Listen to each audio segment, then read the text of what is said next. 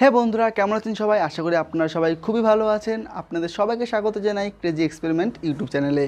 আজকের video title আর thumbnail দেখে নিশ্চয়ই আপনারা জেনে গেছেন আজকে আমরা কী নিয়ে আলোচনা করতে চলেছি। তো আজকের এই ভিডিওটি শুরু করার আগে আমি একটি ছোট্ট একটা ভিডিও ক্লিপ আপনাদের সবাইকে দেখাতে চাই। চলুন তাহলে ভিডিওটি ক্লিপটাকে দেখে নিন। Just add some salt and then some baking soda, and then watch this. The water instantly freezes. Just like that. Have a look on top. See that? The water instantly freezes. You can actually have a look. That is actual ice. তো বন্ধুরা, video ক্লিপটা দেখতে পেলেন একজন মানুষ খুব সহজে লবণ আর খাবার সোডার মাধ্যমে কীভাবে বরফ তৈরি করছে। তো এই ভিডিওটি সত্যতা যাচাই করার জন্য আজকের এই ভিডিওটি। তো চলুন ভিডিওটি পুরোটুকু দেখবেন স্কিপ না করে। তো ভিডিওটি শুরু করা যাক।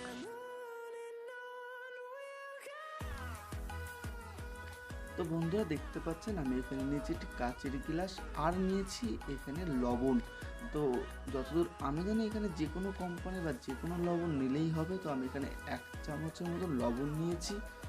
আমি এখানে আর নিয়েছি হচ্ছে গিয়ে বেকিং সোডা।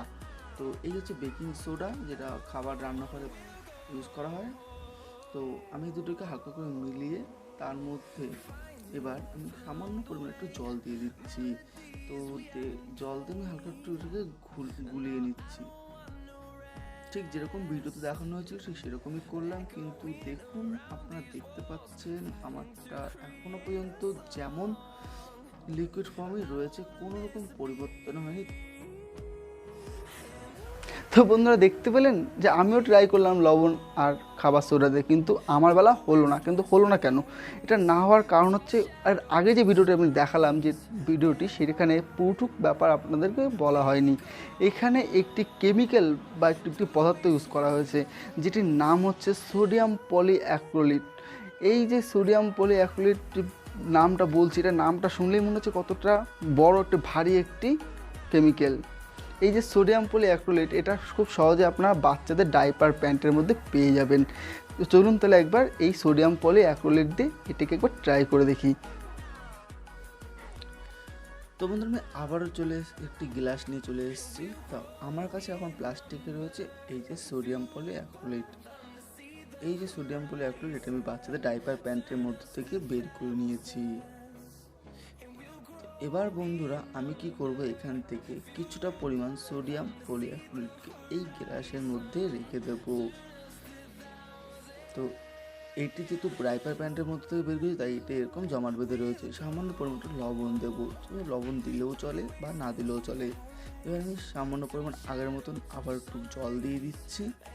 দেখুন তারপরে কি হয়। জল দেওয়ার পরে 1 থেকে 1.5 মিনিটের মধ্যেই আপনারা রেজাল্ট পেয়ে যাবেন। দেখুন দেখতে দেখতে জলটি কীরকম গাঢ় হয়ে গেল। আমি এর মধ্যে আরেকটু পরিমাণে জল দেব।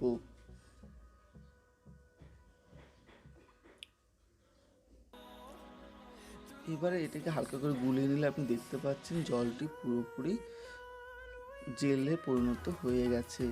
তো আমি এখান থেকে বেশ কিছুটা নিজের হাতের মধ্যে নিয়ে আপনাদেরকে দেখাচ্ছি।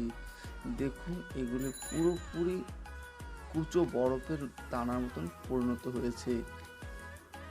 ভালো করে লক্ষ্য করে দেখুন, আপনারা দেখতে পাবেন যে এগুলো এখন পুরোপুরি বরফের মতন দেখাচ্ছে। তো বন্ধুরা দেখতে পেলেন খুব সহজে কীভাবে আমরা বাড়িতে আইস তৈরি করলাম। তবে হ্যাঁ বলে রাখি, এটা কিন্তু শুধুমাত্র দেখবার জন্য, কোনো কারণে এই আইস কিন্তু আপনারা কিন্তু খেতে যাবেন না। এটা কিন্তু শরীরের পক্ষে খুবই বিপজ্জনক হতে পারে। তবে হ্যাঁ, ভিডিওটি যদি আপনাদের ভালো লেগে থাকে তো অবশ্যই ভিডিওটিকে লাইক করবেন, আপনার মতামত জানানোর জন্য ভিডিওটিতে কমেন্ট করবেন। আর হ্যাঁ, ভবিষ্যতে এরকম ভিডিও দেখবার জন্য অবশ্যই আমার চ্যানেলটিকে সাবস্ক্রাইব করে পাশে থাকা বেল আইকনটি ক্লিক করে সবসময় আমাদের সঙ্গে থাকুন। দেখা হচ্ছে পরের ভিডিওতে। ভালো থাকবেন, সুস্থ থাকবেন। জয় হিন্দ।